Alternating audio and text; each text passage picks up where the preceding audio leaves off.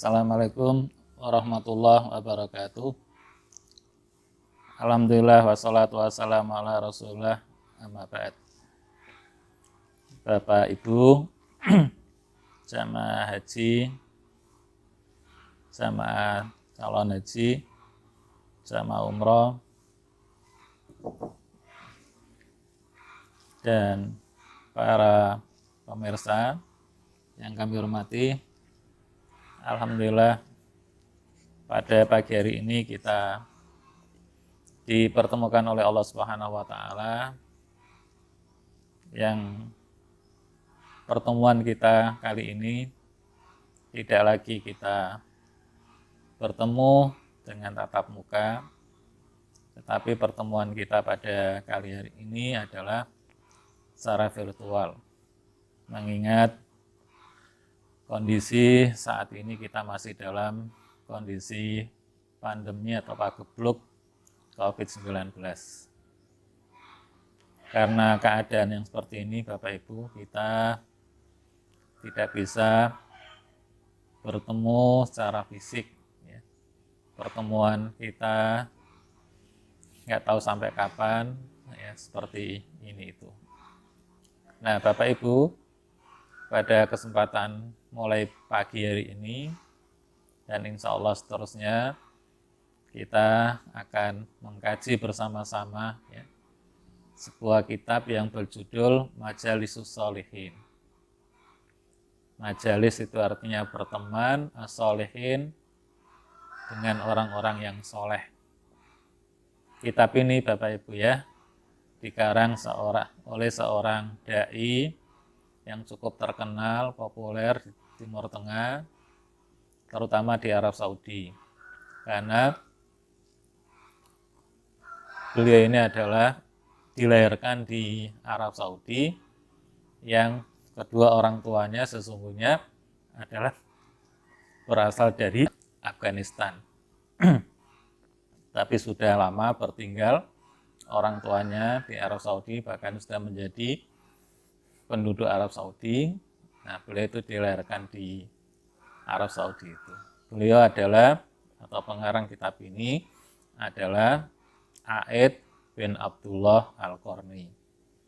Beliau adalah seorang dai yang cukup terkenal dan banyak sekali karya-karyanya. Beliau, salah satu karya beliau adalah kitab Majalisus Sholihin, yang di dalam kitab ini adalah memuat hadis-hadis Nabi kita Muhammad Sallallahu Alaihi Wasallam. Nah, insya Allah Bapak Ibu, ya, mulai pagi hari ini dan mudah-mudahan bisa seterusnya, kita akan mencoba mengkaji, ya, hadis-hadis yang ada dalam kitab Majalisus Sholihin ini.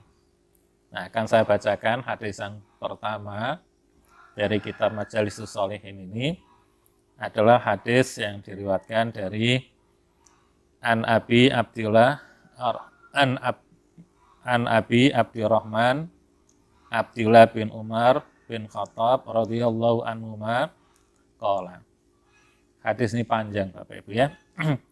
Sami'tu Rasulullah sallallahu alaihi wasallam, dari Abdullah bin Umar, ya, radhiyallahu anhu, mudah-mudahan Allah meridhoinya. Qala, ia berkata, Sami'tu Rasulullah sallallahu alaihi wasallam yaqul, saya telah mendengar Rasulullah sallallahu alaihi wasallam bersabda, Intolaka salah satu nafarin mimman qablakum hatta awahumul mabitu. Nabi bercerita bahwa dulu ada 3 golongan, ya, yang bepergian, kemudian ketiga orang itu terpaksa harus bermalam ila ghor, yaitu ke sebuah gua. Fadakhaluhu, lalu mereka masuk ke dalam gua itu. Fanghadarat sokhratun minal jabali, tiba-tiba batu yang besar itu jatuh dari bukit. Fasaddat alaihimul ghara, sehingga batu yang besar itu menutup pintu gua tersebut. Faqalu, lalu mereka semua mengatakan innahu la yunjikum min hadhi sokhra illa antat wallah bisolihi a'malikum. Tidak ada yang bisa menyelamatkan kita semuanya ini dari batu yang besar ini kecuali kita berdoa kepada Allah dengan mengemukakan, dengan menyampaikan amal-amal soleh yang telah kita kerjakan. Qala rajulun minhum, seseorang di antara mereka, 3 golongan tadi, berdoa kepada Allah Subhanahu wa taala. Allahumma kana li abwani. Ya Allah, aku memiliki 2 orang tua, ayah ibu. Syaikhani kabironi, yang sudah tua bangka. Wa kuntu la akbuku qablahuma ahlan wala malan. Kebiasaan saya tidak akan minum susu itu atau makan sebelum kedua orang tuaku itu makan.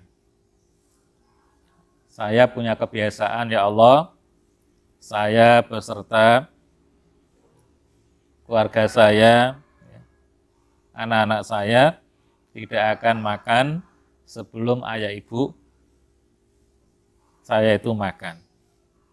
Fana'a bi tolabus syajarti yauman. Pada satu ketika, pada satu hari, saya mencari pepohonan.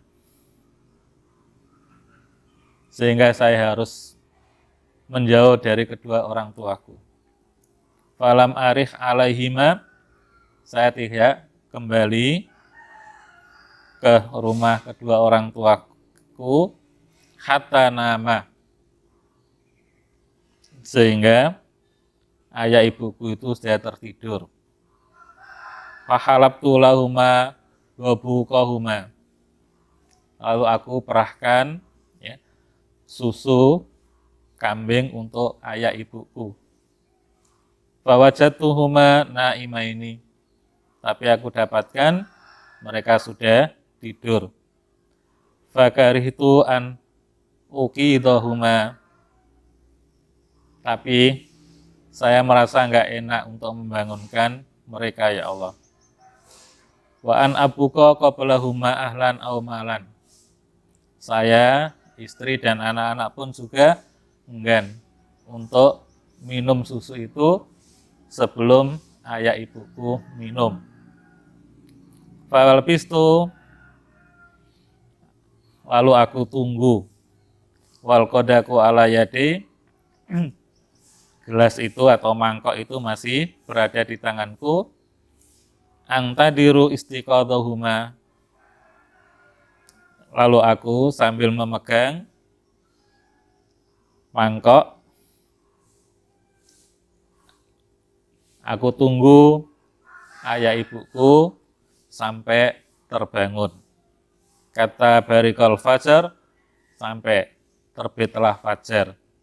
Wasobiyatu yatadha'un yataghauna inda qadami. Sementara anak-anakku sama menangis di dekat kakiku.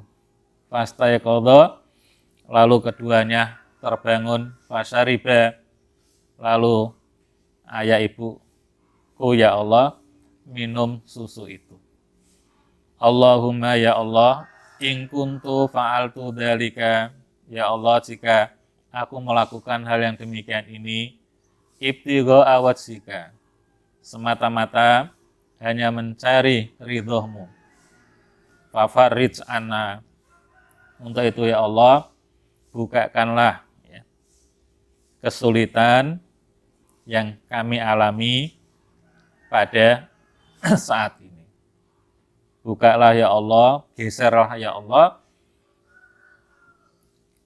batu yang besar ini, yang menutupi kami ini, sehingga kami bisa lepas dari kesulitan ini. Farajat syai'an. Akhirnya batu tadi bisa terbuka sedikit. Tapi la yastati'una khuruja minhu. Tapi mereka belum bisa keluar darinya. Qalal akhar. Yang lain juga berdoa. Allahumma kanat li ibnatu ammi. Ya Allah, saya dititipi oleh saudaraku ya, untuk meramut, untuk memelihara putranya. Berarti saya dititipi untuk mengasuh keponakanku. Kanat ahabbun nasi ilayya. Sementara keponakanku yang aku ramut ini adalah orang yang paling aku cintai. Wa fi riwayatin, dalam satu riwayat, kuntu uhibbuha. Aku sangat mencintainya. Ka'asyaddu ma yuhibbur rijalun nisa. Seperti halnya laki-laki mencintai perempuan. Fa'aratuha ala nafsiha.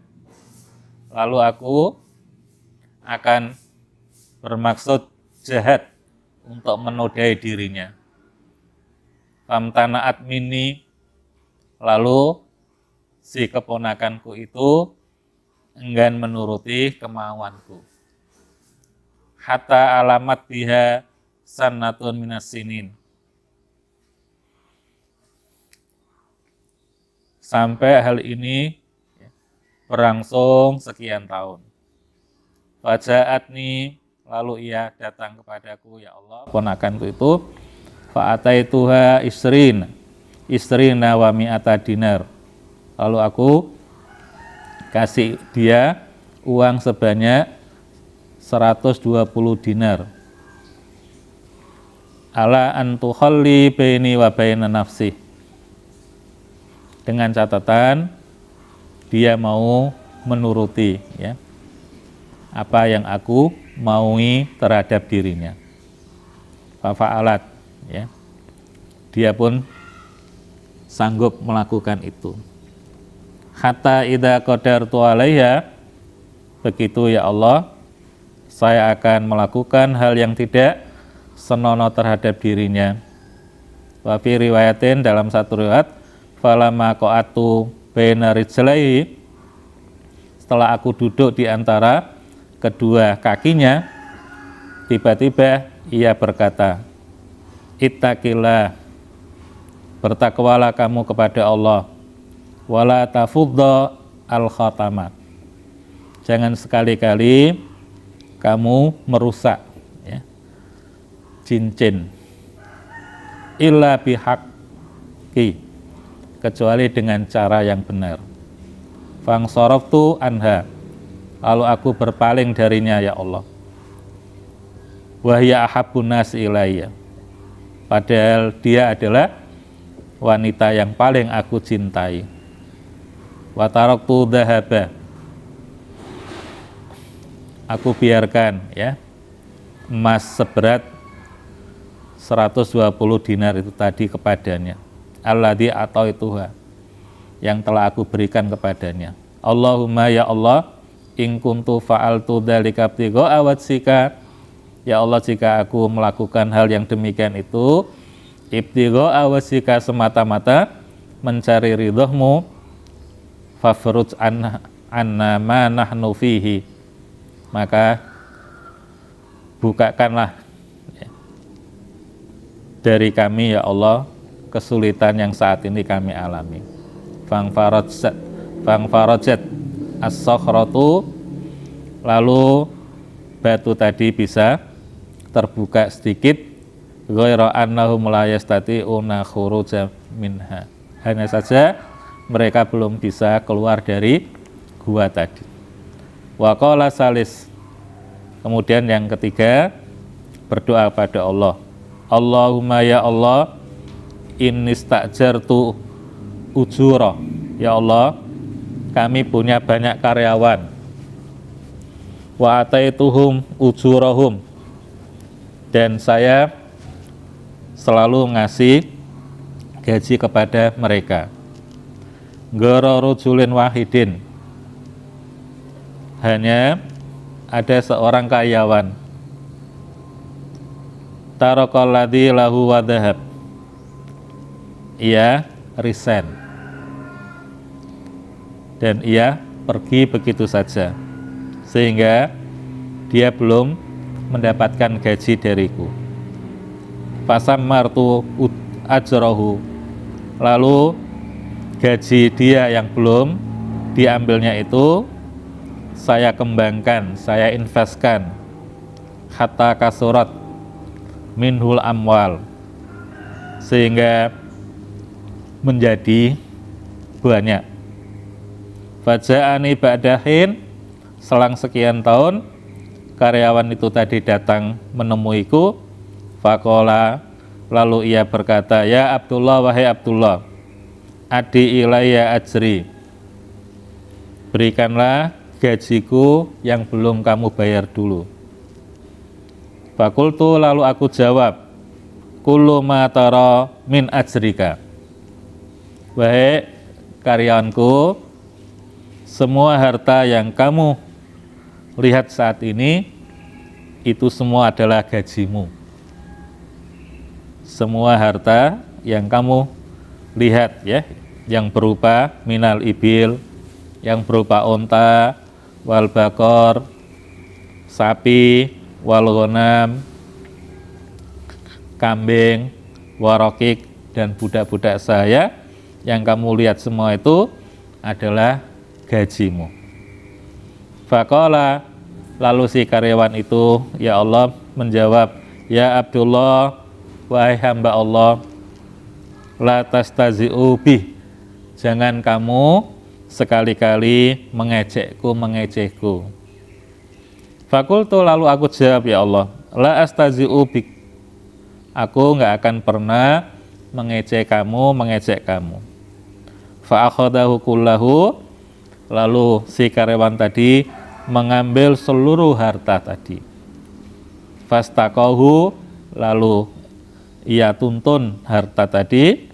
Falam yatruk minhu syai'an, ia tidak meninggalkan sedikit pun dari harta tadi. Allahumma, ya Allah, in kuntu fa'altu dzalika, ya Allah, jika aku melakukan hal demikian itu adalah ibtigha wajhika, semata-mata hanya mencari ridhamu, fafruj anna ma nahnu fi, maka bukakanlah pintu gua ini agar kami bisa terselamatkan dari kesulitan yang kami alami ini. Fang fajarat tis-sakhratu, lalu batu besar itu tadi bergeser lagi. Fakharaju yamsuna, akhirnya mereka bisa keluar dari pintu tadi dan mereka bisa melanjutkan perjalanan pulang ke rumah masing-masing. Muttafaqun alaih, hadis ini diriwayatkan oleh Bukhari dan Imam Muslim.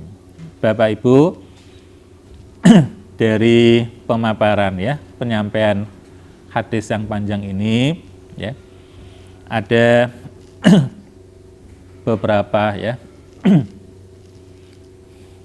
poin yang perlu kita sampaikan, ya.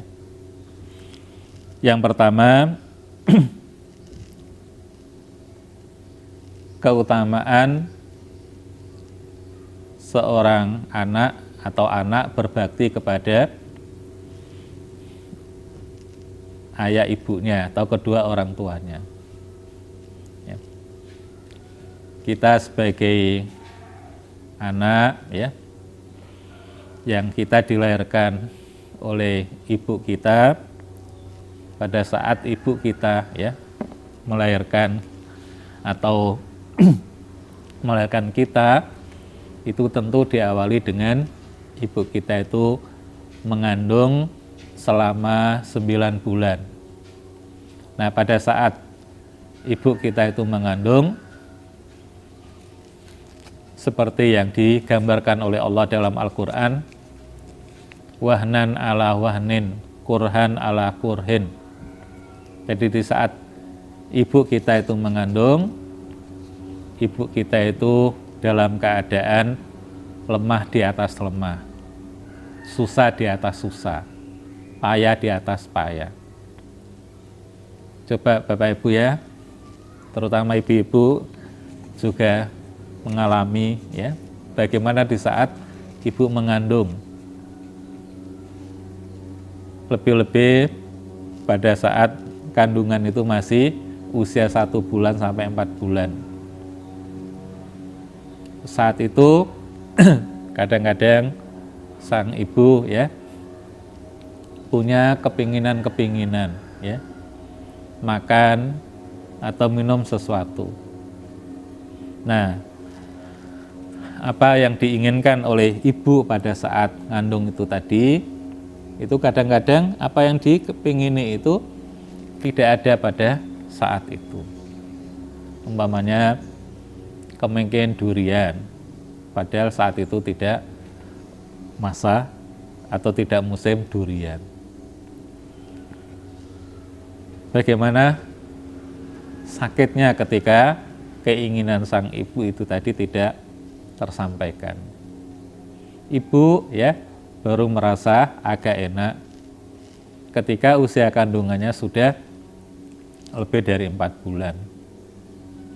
Tapi begitu sudah mendekati masa-masa kelahiran, usia kandungan ya 8 sampai 9 bulan, maka ibu mengalami tadi wahnan ala wahnin lagi, kurhan ala kurhin, susah di atas susah lagi. Sudah merasa tidak enak, tidur pun juga udah gak enak, gak nyenyak ya. Mau miring ke kanan juga merasa gak enak, ke kiri juga gak enak, terlentang juga gak enak, apalagi tertelungkup ya. Malah tidak enak semuanya. Nah, dalam masa-masa menunggu ya kelahiran janin tadi, begitu sang ibu melahirkan, maka di saat sang ibu melahirkan itu hanya ada 2 taruhan ya, bainal haya wal maut. Hanya ada 2 taruhan, dua opsi antara hidup ataukah mati. Begitu sang ibu mendengar ya, si janin yang dilahirkan tadi menangis, sang ibu merasa lega, pertanda bahwa bayi yang dilahirkan itu benar-benar hidup. Begitu lahir Bapak Ibu ya, sang bayi tadi tidak dibiarkan oleh ibu begitu saja, tapi masih disusui, diramut dan sebagainya. Pada masa-masa penyusuan, pada masa peramutan ya, tentu pengorbanan ya ayah ibu kita luar biasa ya, perhatian ayah ibu kita juga luar biasa. Kemudian juga ya kasih sayang ayah ibu kita juga luar biasa.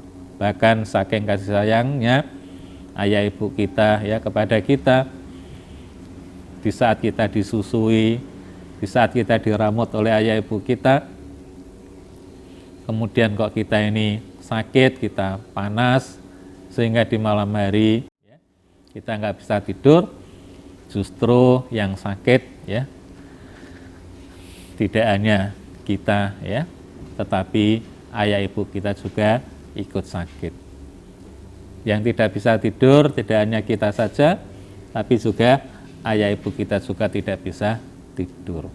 Sampai akhirnya kita diramut oleh ayah ibu kita ya, sampai kita dewasa. Nah, Bapak Ibu ya, karena jasa-jasa ayah ibu kita, jasa-jasa orang tua kita, dan pengorbanan ayah ibu kita yang sedemikian rupa besarnya, yang begitu besar ya, yang begitu besar ya pengorbanan ayah ibu kita kepada kita ini, maka sudah sewajarnya kita berusaha untuk selalu berbakti kepada kedua orang tua kita. Seperti yang tadi disampaikan oleh Nabi ya di dalam cerita tadi.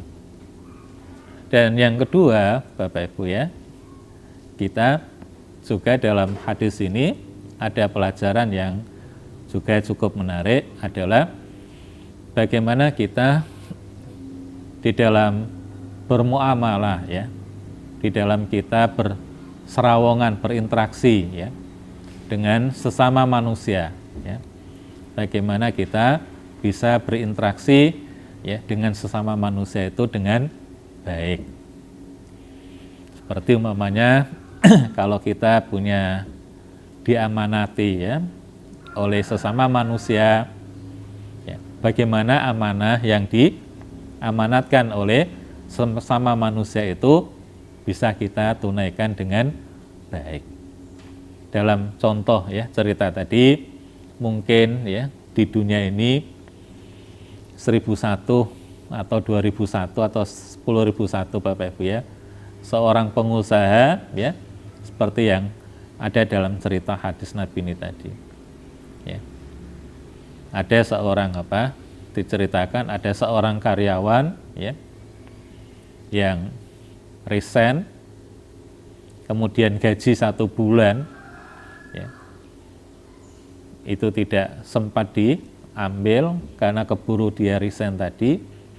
Akhirnya oleh si pengusaha tadi Bapak Ibu ya, gaji yang 1 bulan belum dikasihkan itu dikembangkan ya, diinvestkan di perusahaannya itu sehingga berkembang dan berkembang. Pada satu ketika si karyawan tadi datang ya untuk menagih, untuk meminta gaji yang 1 bulan belum dikasihkan tadi. Dengan kaget ya karyawan tadi menerima gaji yang 1 bulan itu, sampai dia mengatakan kepada si pengusaha tadi, Bapak ya, jangan mentang-mentang Bapak itu kaya, saya orang nggak punya sehingga Bapak bersikap sinis dengan saya. Masa gaji saya yang hanya sekian saja 1 bulan ya, kok bisa berkembang menjadi sekian banyaknya? Itu nggak mungkin Bapak.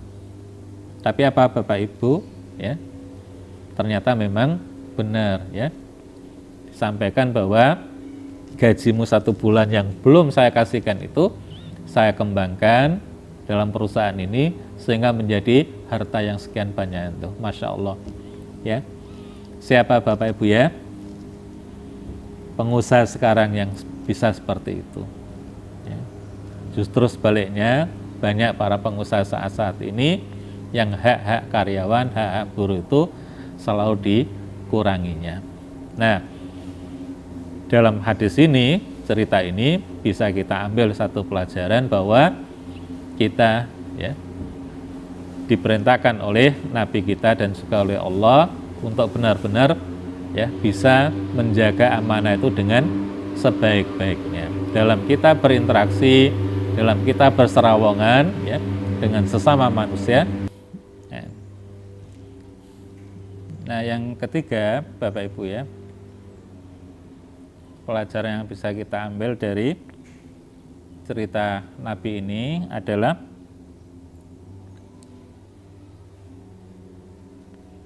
kita ya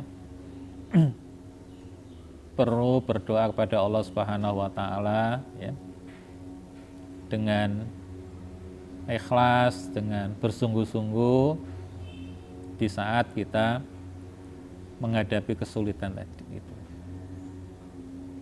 Dan kayaknya pas ya, seperti yang saat ini kita alami bersama. Saat ini kita benar-benar Bapak Ibu ya, 2-3 bulan ini berada dalam situasi, dalam kondisi yang sangat-sangat sulit. Nah, di dalam kita ya dalam kondisi kita yang sulit seperti ini, seperti yang Nabi tadi ceritakannya kepada kita, ya, mari kita bersama-sama Bapak Ibu ya, berdoa kepada Allah Subhanahu wa taala ya, dengan tulus ikhlas, dengan serius, dengan bersungguh-sungguh, dengan menyampaikan kepada Allah Subhanahu wa taala amal soleh yang pernah kita lakukan sebelum kita mendapatkan kesulitan seperti ini. Makanya Bapak Ibu ya, perlunya kita di saat kita dalam keadaan lapang ya, dalam keadaan senang ya, dia dalam keadaan sukacita, kita perbanyak ya amal ibadah pada Allah, amal soleh, amal kebaikan ya. Bahkan Masya Allah kalau Bapak Ibu itu ya membiasakan ya melakukan amal ibadah, amal soleh secara rutin, maka amal ibadah, amal soleh yang Bapak Ibu kerjakan secara rutin itu kok tiba-tiba Bapak Ibu ya, karena kondisi dan situasi yang tidak memungkinkan sehingga Bapak Ibu itu tidak bisa mengerjakan amal ibadah dan amal soleh yang sudah rutin dikerjakan setiap hari itu, maka Allah Subhanahu wa taala tetap akan mencatat pada Bapak Ibu itu ya, seperti Bapak Ibu mengerjakan amal ibadah, amal soleh yang sudah rutin dikerjakan itu. Umpamanya Bapak Ibu ya, jenengan sebelum menemui masa sulit, jenengan kok kalau sholat 5 waktu selalu berjamaah di masjid. Nah, pada satu ketika Bapak Ibu ya, kita tidak sempat sholat berjamaah di masjid lantaran ada satu hal, umpamanya pas kita bepergian, atau pas kita sakit, atau pas ya kita mau sholat berjamaah di masjid, kok tiba-tiba ada tamu yang tamu itu tidak bisa ditinggalkan umpamanya. Maka Bapak Ibu ya, walaupun Bapak Ibu itu sholat sendirian di rumah, di jalan ya, dan lain sebagainya, tidak sempat sholat berjamaah, maka Bapak Ibu tetap ya sholat sendiriannya tadi tetap dicatat oleh Allah Subhanahu wa taala sebagai sholat berjamaah. Kenapa? Karena sebelum Bapak Ibu ya berhalangan untuk sholat bersama di masjid seperti itu, Bapak Ibu sudah rutin, sudah terbiasa mengerjakan sholat 5 waktu itu berjamaah di masjid. Masya Allah. Itulah kalau Bapak Ibu itu ya membiasakan ya berbuat amal ibadah, amal soleh secara rutin setiap harinya. Atau Bapak Ibu ya sebelum menemui masa sulit, atau sebelum Bapak Ibu mendapatkan halangan, Bapak Ibu setiap habis maghrib mesti rutin Bapak Ibu membaca Al-Quran.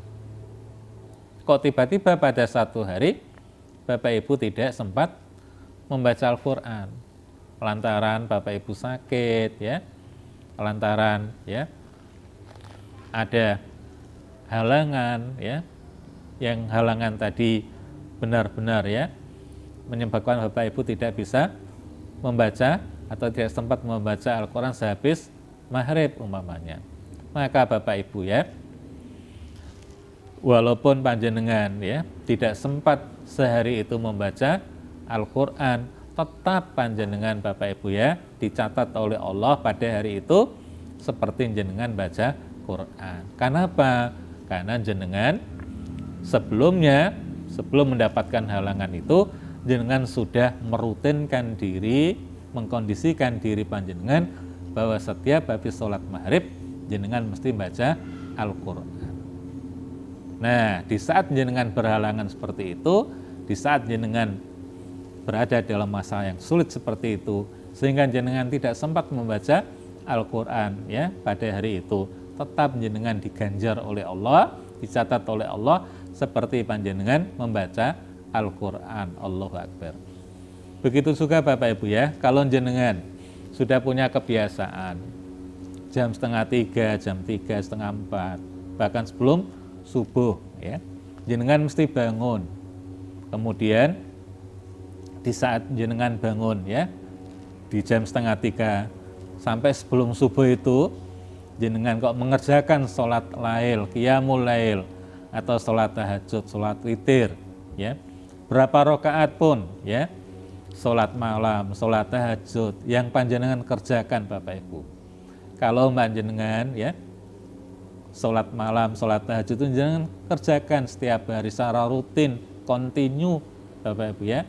Kok tiba-tiba dalam satu hari jenengan juga tidak sempat ya untuk mengerjakan sholat malam, karena jenengan ketiduran, karena kecapean, atau karena sakit, atau karena bepergian, sehingga itu menghalangi panjenengan untuk mengerjakan sholat malam atau sholat tahajud. Maka Bapak dan Ibu ya, senajan panjenengan tidak bisa mengerjakan sholat malam itu tadi karena jenengan sakit atau ketiduran atau kecapean atau karena panjenengan bepergian, Masya Allah, jenengan tetap dicatat oleh Allah seperti jenengan sholat malam yang jenengan biasa kerjakan setiap harinya itu berapa rakaat itu, tidak dikurangi oleh Allah sedikit pun. Itulah Bapak Ibu ya, apabila kita ini apa di masa-masa apa senang, di masa-masa lapang, kita ini merutinkan ya diri kita untuk mengerjakan banyak amal ibadah, amal soleh itu. Nah, yang kedua, dengan kita Bapak Ibu ya, di saat lapang, masa senang, masa sukacita, jenengan kok merutinkan diri panjenengan, mengkondisikan diri panjenengan, banyak mengerjakan amal ibadah, amal soleh, maka Bapak Ibu ya, amal soleh, amal ibadah, amal kebaikan yang panjenengan kerjakan sebelum atau jenengan pada saat lapang tadi, sewaktu-waktu kita semuanya panjenengan semua ini Bapak Ibu ya menghadapi masa sulit seperti sekarang ini, maka Bapak Ibu ya, amal ibadah, amal soleh yang jenengan kerjakan pada saat masa lapang itu bisa jenengan apa? Sampaikan kepada Allah Subhanahu wa taala ya. Bisa jenengan apa? Sampaikan lewat doa panjenengan khusyuk, lewat doa panjenengan serius, lewat doa-doa panjenengan ya yang ikhlas itu di hadapan Allah Subhanahu wa taala. Fa insyaallah Bapak dan Ibu ya, dengan doa-doa kita yang tulus, dengan doa-doa kita yang serius pada Allah, dengan menyampaikan amal ibadah, amal soleh yang pernah kita kerjakan sebelum kita menghadapi masa sulit itu, maka fa insyaallah Allah Subhanahu wa taala akan mendengarkan Bapak Ibu ya doa panjenengan atau amal soleh, amal ibadah yang kita kerjakan tadi, insya Allah akan menjadi wasilah kita, sarana kita ya untuk dibebaskan dari Allah Subhanahu wa taala, dikeluarkan oleh Allah dari berbagai macam kesulitan hidup yang kita alami ini.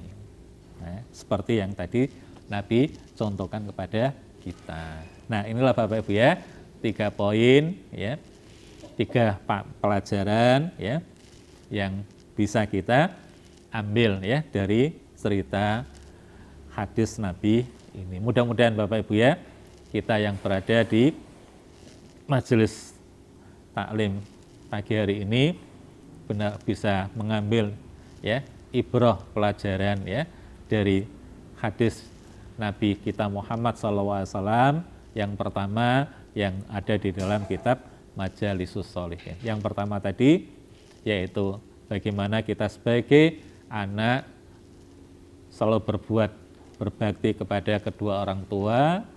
Yang kedua, bagaimana kita ya dalam berinteraksi dengan sesama manusia ini kita berusaha untuk bisa berinteraksi dengan sama manusia dengan baik. Dan apabila ya kita mendapatkan amanah, apapun amanah ya yang diberikan oleh sesama manusia kepada kita, hendaknya kita bisa menjaga amanah dan menunaikan amanah itu dengan sebaik-baiknya.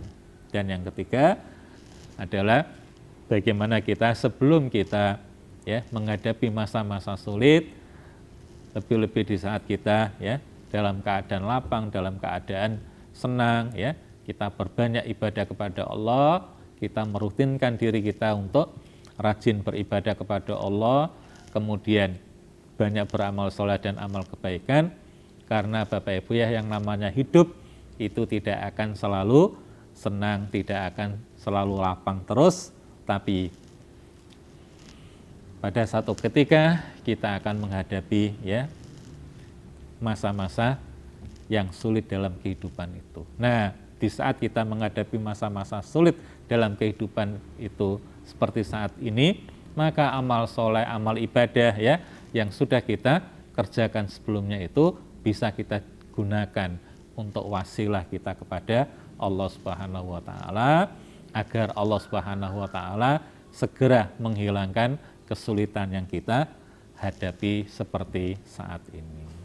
Demikian Bapak Ibu ya yang bisa kita sampaikan. Insya Allah nanti ya kita akan berlanjut ya dalam kajian kitab Majalisus Sholihin ini. Demikian yang bisa kita sampaikan. Terima kasih atas partisipasi Bapak Ibu dan perhatian Bapak Ibu ya. Mudah-mudahan atas partisipasi Bapak Ibu mendapatkan pahala dari Allah Subhanahu wa taala, dan kurang lebihnya mohon maaf. Billahi hidayah taufik. Assalamualaikum warahmatullahi wabarakatuh.